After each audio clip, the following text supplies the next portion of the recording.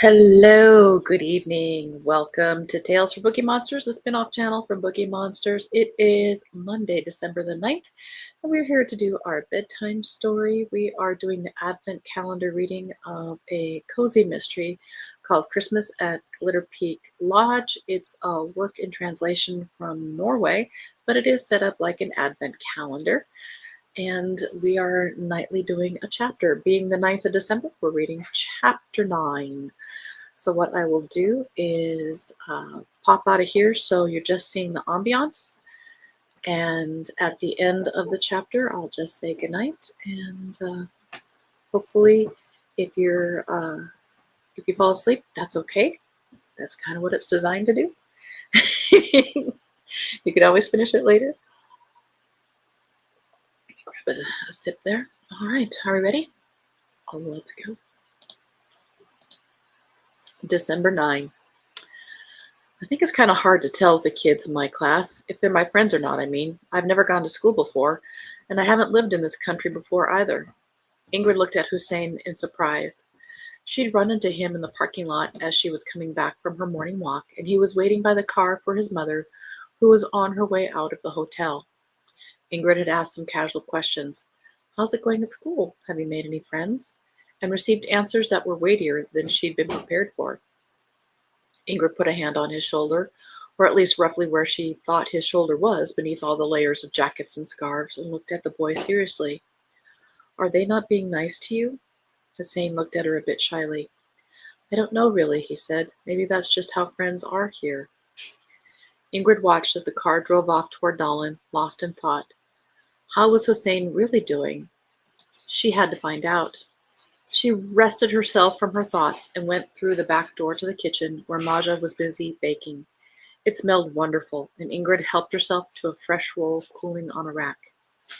The radio was on in the background, playing the usual morning chatter between music and news reports.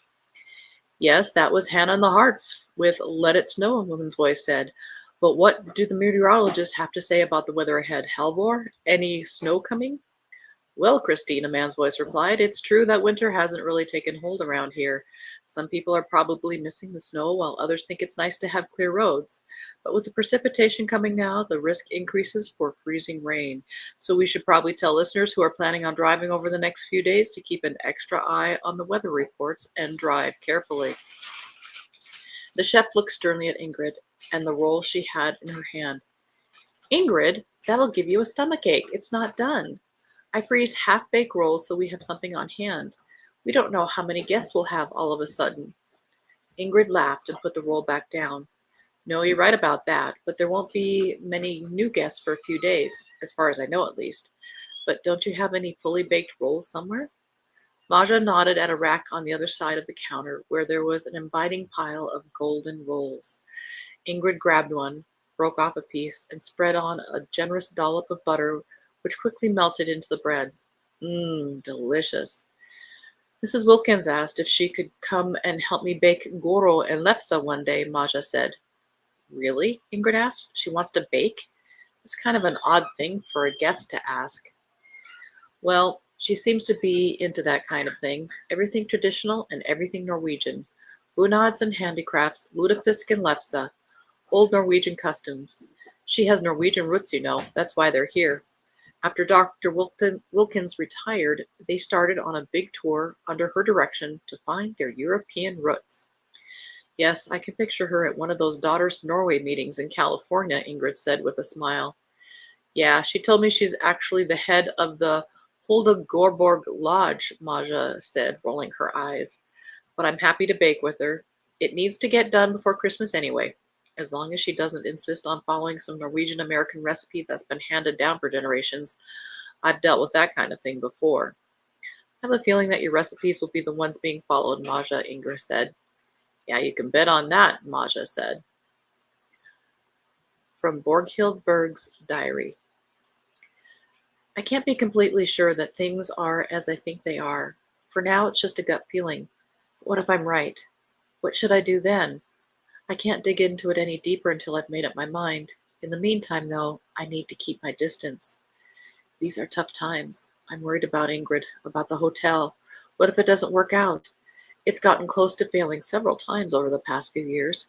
If Ingrid hadn't come home now, I would have had to sell. Ingrid knows a lot about the hotel and our challenges, but I don't think she quite realizes how demanding it's actually been to stay open all these years. Or maybe she's starting to understand now. Oh, my dear little Ingrid, I fear that it was duty and not desire that made her come home to Glitter Peak. She was so rattled after the accident. The lively girl who just wanted to go out and climb was almost unrecognizable. Not surprising, though. It took weeks before she was able to even talk about what happened. She came here pretty soon after she got out of the hospital over there. I wanted to go there and see her, but of course I couldn't. It was too far of a journey, and someone had to keep things going at Glitter Peak as well. Then she came home, thin, drained, quiet. When she finally started talking again, she said she was going to take over the hotel, and I agreed. But I said yes with a heavy heart, even though I've been longing for her to come home. Now I almost wish she'd stayed out there instead. It might have been better than coming back only from a sense of duty. And then there's the breakup with this Preben Wexelson.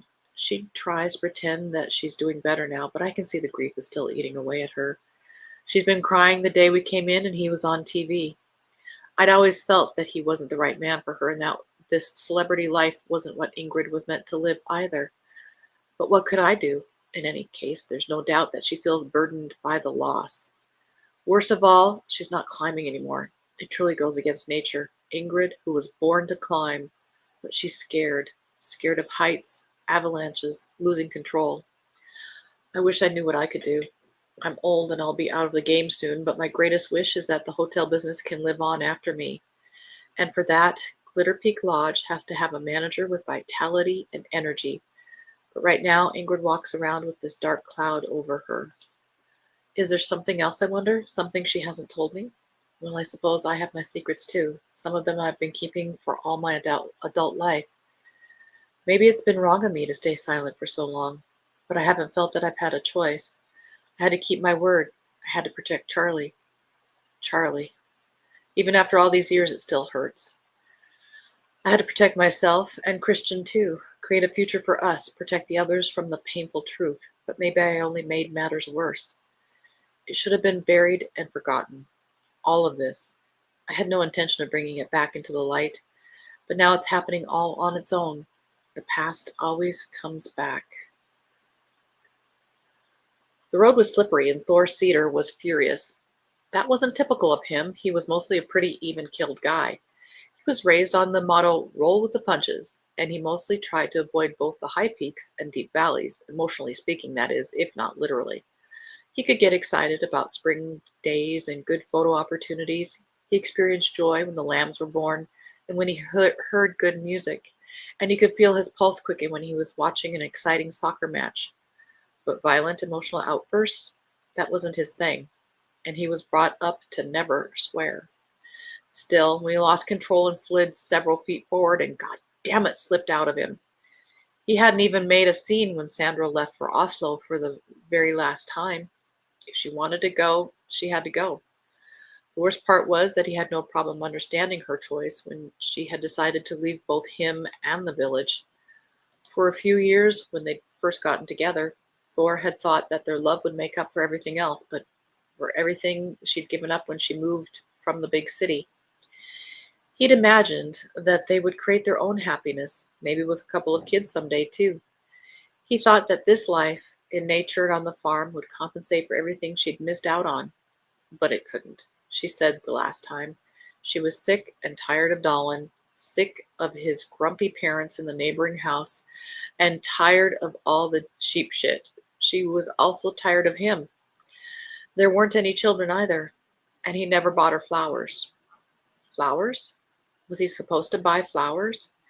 He knew he disappointed her in many ways, but this was the only complaint that came as a surprise. Thor had never bought flowers in his life, not for anyone. Keep the farm and house in order, take care of the animals, be a good husband, love her, watch movies that she liked, sometimes go into town and eat at a fancy restaurant even though they couldn't really afford it. He'd done all that, but buy flowers?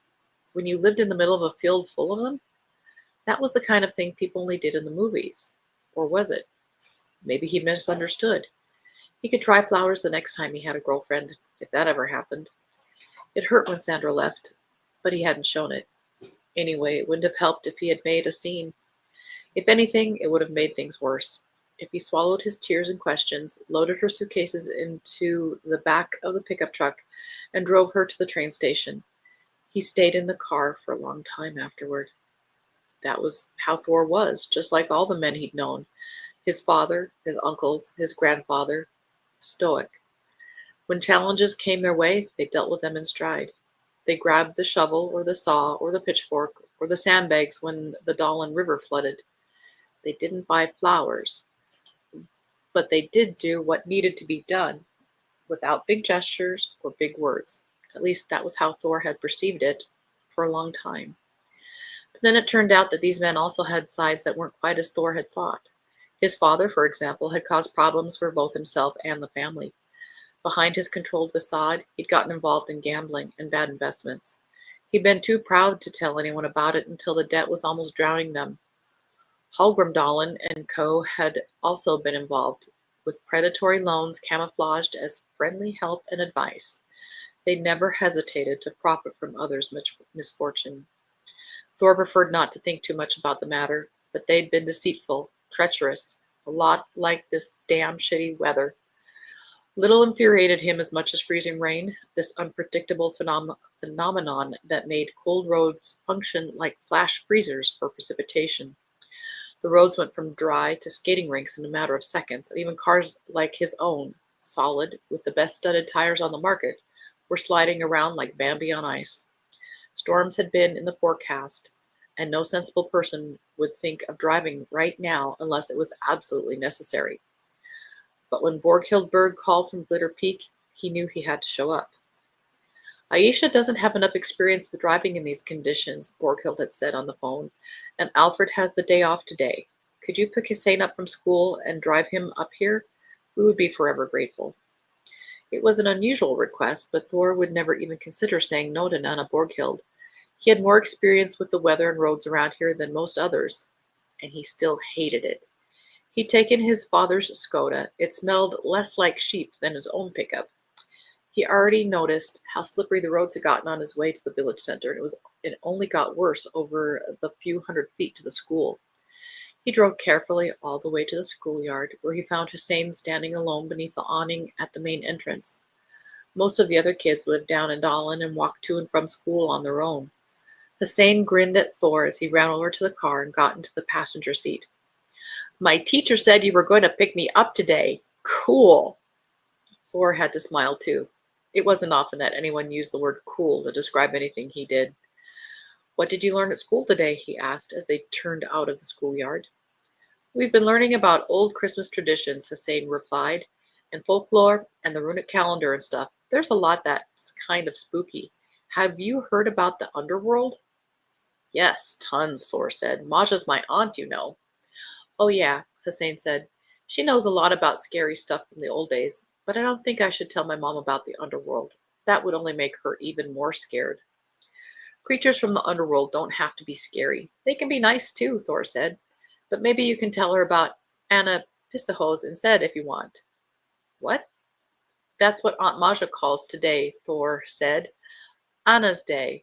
It often rains a lot on the 9th of December, and that's true today for sure. That's why it's a good day for washing clothes and brewing beer, because of all the water. Rain, frost, sleet, hail, snow, Hussein rattled off. All of that is water. That's right, Thor said. And rain like this that covers everything in ice, Hussein said. Yep, Thor confirmed. Is it hard to drive? Hussein asked.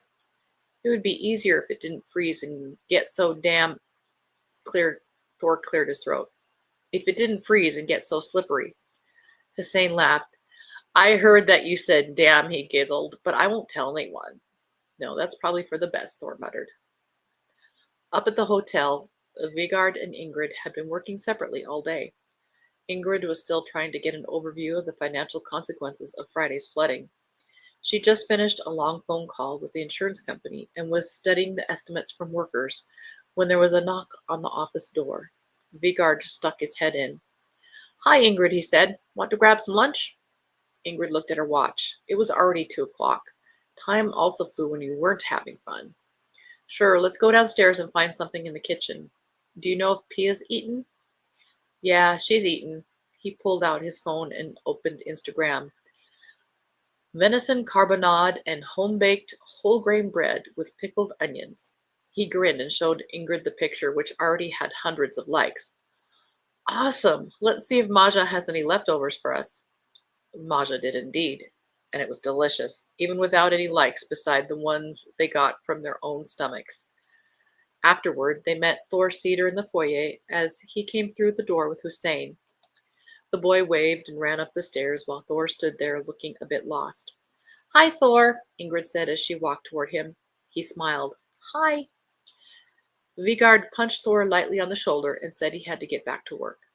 Ingrid got the feeling that he wanted to make sure that she and Thor got some alone time. You little matchmaker, she said to herself, but to Thor she said, thank you for driving Hussein back home. Aisha gets so scared when the weather's like this, understandably. No problem, Thor said, happy to be able to help. He ran a hand through his light bangs, tousling his hair even more. He was pretty cute. Are you hungry? Thirsty? Want some coffee? Ingrid asked. Why don't you come to the library for a cup? Yes, sure, that would be nice. Thanks, Thor said. She came into the library, placed 2 steaming mugs on the table, and sat down next to Thor on the sofa. She pulled a small bag out of the pocket of her cardigan. Do you like caramels? They're my absolute favorite candy, he said. Thor was such a likable guy. She always thought so. It was so nice to talk with him that she almost forgot how busy she was. They chatted about the weather, the new guests, Hussein, the hotel. It was almost as though she hadn't ever been away from the village when they sat there like this. It was different when it was just the two of them. Thor talked enthusiastically about the farm and sheep, but didn't have much to say when it came to topics such as relationships and family. Thor had been young, in his mid-20s, when he got married, and Ingrid had felt a little sorry for him when she heard about his divorce. She'd never really known Sandra, but had heard a little about what happened from her grandmother and a bit from Maja. Well, quite a bit from Maja, really. She'd been upset that her nephew had been abandoned that way. Thor didn't seem to have any need to talk about the divorce himself, and Ingrid wasn't going to nag. She, of all people, knew that breakups and heartbreak weren't something you wanted to talk about with just anyone. But Thor was handsome and had his own farm, so surely there must be a woman for him somewhere out there. She knew that many girls in the village had been interested in the past. Ingrid had never come close to getting married or settling down. Her relationship with Preben was the closest she'd gotten, but it had been, or so she thought in retrospect, based on physical attraction and a shared sense of adventure. Preben had been married before and had never hinted that he wanted to try it again. His divorce from Sylvia had probably been too public and painful. And when things ended between him and Ingrid, it seemed as though everyone in the world was a part of the breakup somehow. Even though Ingrid felt that the biggest blow in that context had been to her and not him, she didn't really know how Preben had felt afterward. She hadn't wanted to speak with him. When their coffee cups were empty, Thor started looking around the library. She followed his gaze. Large, custom-built bookshelves covered one wall, row after row of fiction and history. I'd almost forgotten how many books you have here, he said. Has anyone ever written about the hotel? Books to commemorate one of its anniversaries or anything like that? I've been getting more and more interested in that kind of thing lately. Pretty soon I'll be one of those old men who trawls through archives and writes about local history. I'm not aware of anything written about the hotel apart from some old newspaper articles, Ingrid replied. No anniversary books. She thought for a moment. The 100th anniversary of the hotel was around the time when Mom and Dad died. Nana Borghild probably had other things to deal with then. Thor's face fell. I didn't mean to. No, of course not, Ingrid said. It's totally fine for you to ask. I think it's interesting, too. We have a lot of historical materials, like the guest books, for example. She stood up and walked over to the bookcase. That reminds me, Sunny asked if she could look at them for a paper she's writing. I guess she wants newspaper clippings and such, too. It's a bit of a mess here, but I'll see what I can find for her. She opened the bottom cabinet, solid wood, creak-free hinges. On top of the large stack of old guest books, there was also a couple of yellowed paper folders.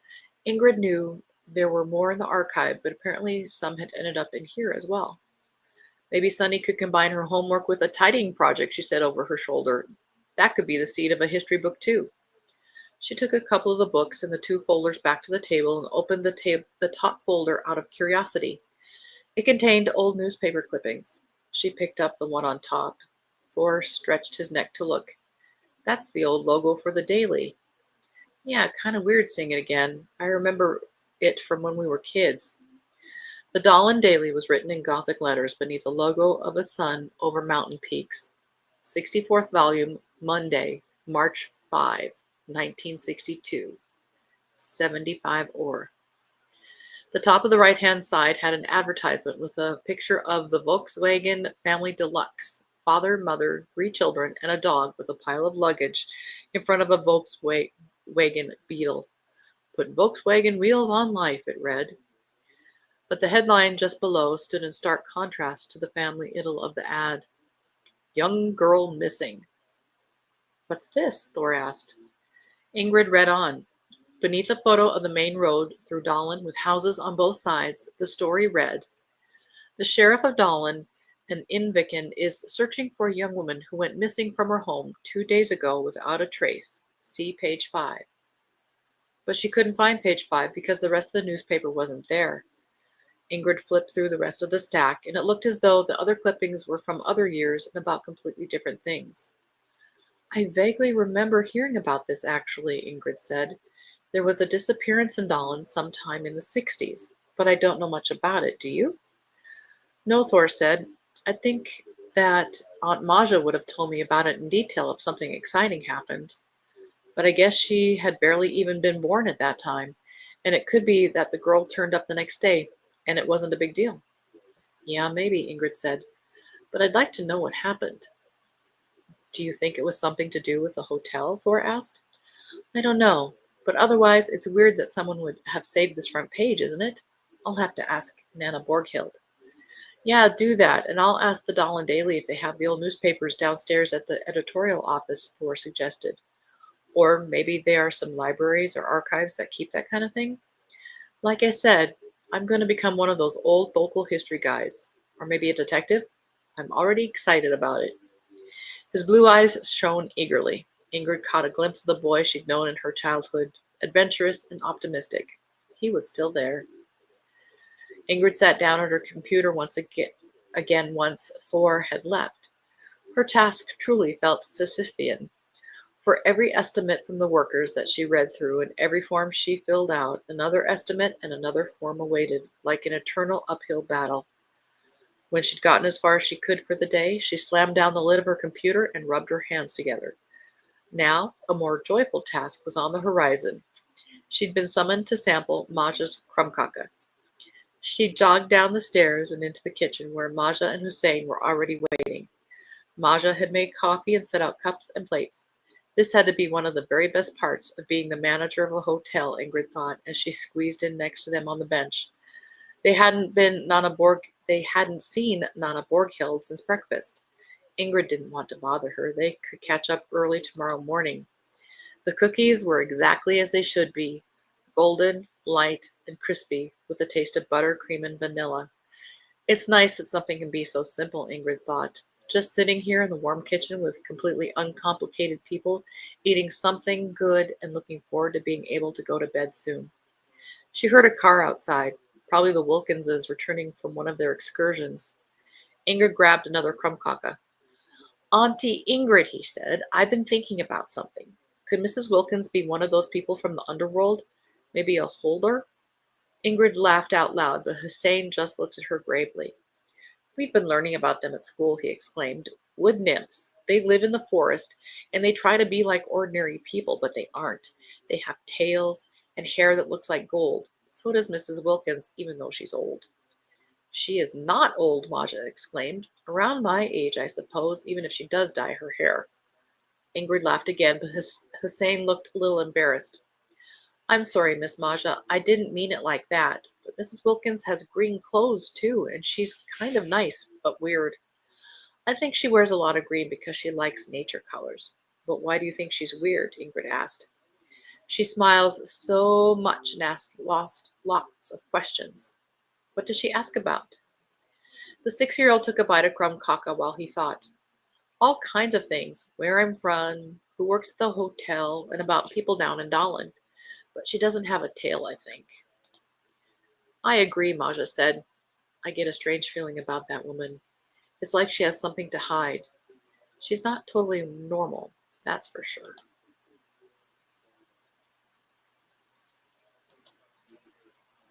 End of chapter 9.